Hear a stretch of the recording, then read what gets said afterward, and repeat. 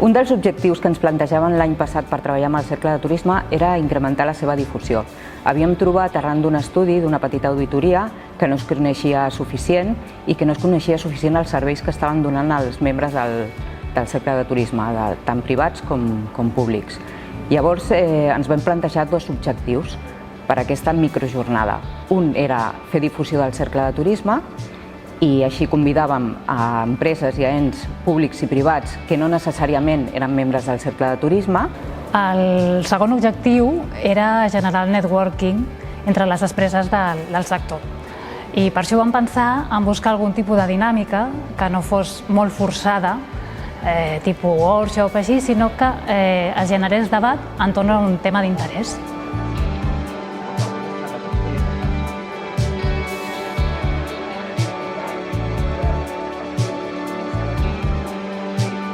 Per això el format és una microjornada que dura mig matí aproximadament, a primera hora i un divendres que pensem que és més distès, i així en format de diàleg entre els assistents i els ponents aconseguim que l'ambient es relaxi i que la gent pugui després en un petit esmorzar relacionar-se entre ells.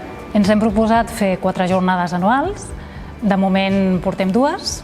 La primera va ser a Caldes de Montbui, entorn a l'ús de les plataformes de comercialització online, i la d'avui ha estat a Vilanova i la Geltrú per parlar de l'optimització de les xarxes socials en la promoció turística.